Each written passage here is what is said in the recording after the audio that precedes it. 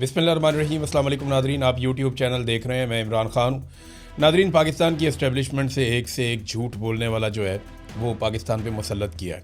ये ज़रा आप वज़ीर आज़म का स्टेटमेंट देखें, यानी पाकिस्तान का वज़ीर आज़म बनाया 17 सीटों के ऊपर जीतने वाले को, और ज़रा स्टेटमेंट आप देखें उनका कि पेट्रोल पर फ़ी लीटर 95 रुपये और डीज़ल पर फ़ी लीटर 203 रुपये इजाफे की तजवीज़ दी गई थी, जिसे मैंने मुस्तरद कर दिया। डीज़ल की कीमत अगर मैं इजाफा कर देता तो आज 790 रुपये होनी थी, और लेकिन उसको हमने रखा 335 रुपये पे। और पेट्रोल की कीमत भी शहबाज शरीफ साहब कह रहे हैं जी वो बहुत ज़्यादा होनी थी और हमने उसको कम रखा और ये बहुत बढ़ जानी थी। अब कहानियाँ इनकी आप सुने और हकायक आप देखें। देखिए, एक तरफ तो वो ये कह रहे हैं कि ओगरा ने हमें कहा कि 95 रुपये पेट्रोल बढ़ा दो और 205 रुपये डीज़ल बढ़ा दो। चले, अगर ये बढ़ा भी देते ना तो इस वक्त 416 रुपये का पेट्रोल होता और डीज़ल 540 रुपये का होता। लेकिन शहबाज शरीफ को जिसने तकरीर लिख के दी उसको इतना पता ही नहीं था, वो प्लस माइनस ही नहीं कर सका, और शहबाज शरीफ ने ये क्लेम कर दिया कि 544 रुपये का जनाब पेट्रोल बन जाना था और 790 रुपये का जो है वो डीज़ल बन जाना था। देखिए, मैं आपको एक चीज़ बताता हूँ कैसे बन जाना था और क्यों बन जाना था। जितना महंगा आलमी मंडी में पेट्रोल आज है ना, इतना महंगा इमरान खान के दौर में नहीं था। इमरान खान के दौर में ये कीमत इससे भी ऊपर गई थी, कुछ वक्त के लिए इससे भी ऊपर गई थी। हो सकता है आने वाले दिनों में वो लिमिट क्रॉस हो जाए, लेकिन अभी तक नहीं हुई। तो इमरान खान इतना महंगा पेट्रोल खरीद के 150 रुपये लीटर कैसे बेच रहा था? सवाल जो पैदा होता है वो ये है कि इमरान खान इनसे महंगा पेट्रोल खरीदता था और 150 रुपये लीटर बेच देता था, और ये शहबाज शरीफ उस वक्त चौड़े होकर कहते थे कि आलमी मंडी में जो कीमत है इसके हिसाब से 70 रुपये मजीद कम कर दो। यानी उस वक्त कुछ 70-80 रुपये की कीमत कह रहे थे, यहां पे ले आओ, कोई नुकसान नहीं होगा। आज वो कहता है कि जी 790 रुपये लीटर मैंने बेचना है और मैं कौम पे बहुत बड़ा एहसान कर रहा हूं। भाई, इमरान खान तुमसे महंगा पेट्रोल खरीद के 150 रुपये का बेच रहा था, ये सस्ता पेट्रोल खरीद के 350 रुपये से ज्यादा का बेच रहे हैं, और फिर भी कौम पे एहसान चढ़ा रहे हैं कि जनाब हम तो सस्ता बेच रहे हैं, हम तो जेब से पैसा डाल रहे हैं। तो ये सारा फ्रॉड है, झूठ है। हाई ऑक्टेन के साथ इन्होंने जो किया, उसके बाद PIA जिन्होंने खरीदी है उन्होंने रुला डाल दिया। वो आरिफ हबीब साहब आए, उन्होंने कहा जी इस कीमत के ऊपर तो हम PIA को चला ही नहीं सकते, PIA तो बंद हो जाएगी, वो तो खसारे में चली जाएगी। तो वो जो PIA जिन्होंने खरीदी है ना, वो इनसे ठीक करवा लेंगे कीमत, या उनसे कोई ना कोई कोटा ले लेंगे, या कोई ना कोई अपना माहौल बना लेंगे। वो हाई ऑक्टेन का अपना कोई ना कोई जुगाड़ निकाल लेंगे। उन्होंने जहाज़ चलाने हैं, वो कभी भी नुकसान में नहीं जाते। आरिफ हबीब साहब इस बात की खातिर जमा रखें कि फ़ौजी फाउंडेशन के साथ उन्होंने इत्तेहाद किया है, और पाकिस्तान में फ़ौज ने बेशक कोई ज़मीन फ़तह नहीं की, फ़ौज ने बेशक कश्मीर को और फ़लस्तीन को आज़ाद नहीं करवाया, बेशक हमारे दरियाओं का पानी जो भारत ने रोका उनको आज तक नहीं छुड़वा पाए, बेशक हमारे बहुत बड़े बड़े इंटेलिजेंस फेलियर हैं, बेशक पाकिस्तान 2 टुकड़े हो गया है, बहुत अजीबोगरीब किस्म की पाकिस्तान की फ़ौज की कारकर्दगी रही है। लेकिन इसके बावजूद अच्छी भी रही है बाद औक़ात। ये अभी तैयारे गिराए थे इंडिया के, उससे पहले 1965 में हमने बड़ी तगड़ी जंग लड़ी है, हमारे लोग बड़ी बहादुरी से लड़ते भी रहे, ये बात भी ठीक है। लेकिन कोई ऐसा कारनामा नहीं है जिसको हम कहें कि ये इलाका पूरा ऐसा है जो पाकिस्तान की फ़ौज ने फ़तह किया है। पाकिस्तान जब बना था ना तब बड़ा था, आज छोटा है।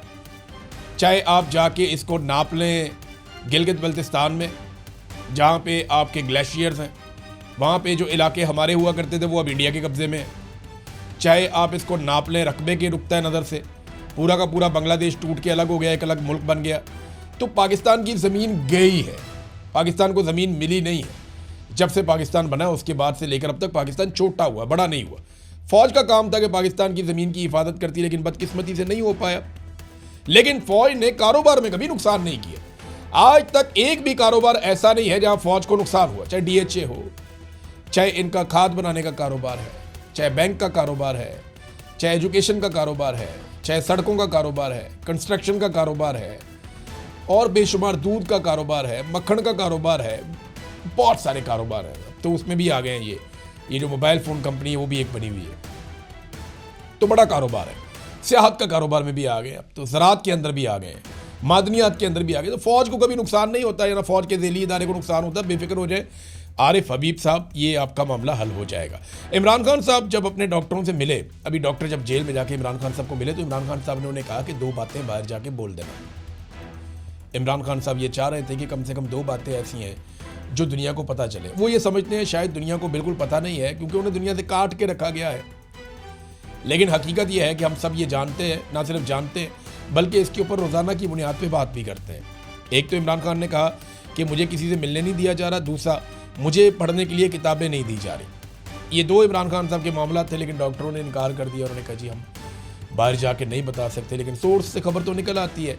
असदुल्ला खान साहब का एक मरतबा फिर शुक्रिया, उन्होंने ये बड़ी खबर फिर निकाली, फिर इसको ब्रेक किया।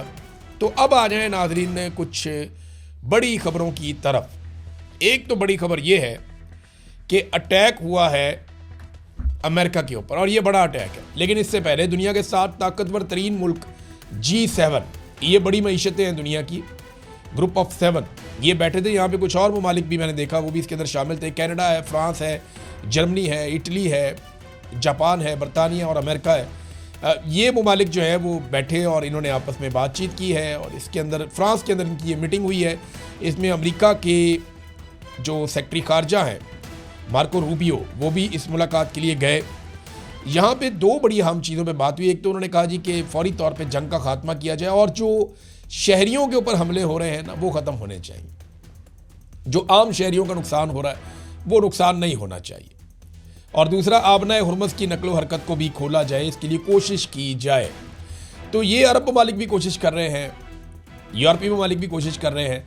लेकिन ईरान का नुक्ता नज़र बड़ा तगड़ा है। वो साफ कहता है जी देखिए ज़्यादती हमने शुरू नहीं की, हम तो मुज़ाकरात कर रहे थे, हमें तो अमेरिका ने और इसराइल ने टारगेट किया है, उन्होंने हमारे ऊपर हमला किया। और ईरानी साफ कहते हैं कि नेतन्याहू ने डोनाल्ड ट्रंप को लाके इस लड़ाई में इसलिए फंसाया कि डोनाल्ड ट्रंप को एप्स्टीन फाइल की वजह से और दीगर कुछ चीज़ों की वजह से शदीद मुश्किलात का सामना था।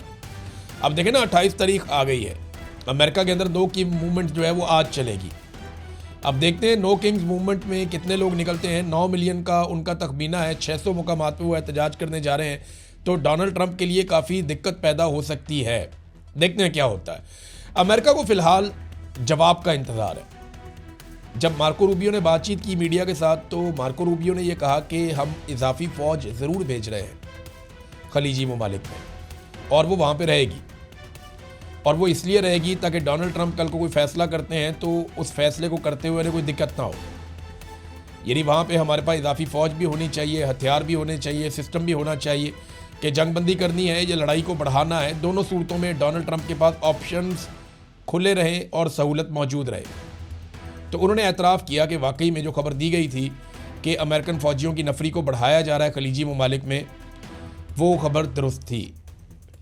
साथ ही साहब उन्होंने कहा जी कि हमें ईरान का इंतज़ार है कि वो जो 15 हमने उनको मुतालबात उनके सामने रखे हैं, उनका जवाब क्या आता है। अब तक के लिए इतनी, अपना ख्याल रखिएगा, अपने इस चैनल का भी। अल्लाह हाफ़िज़।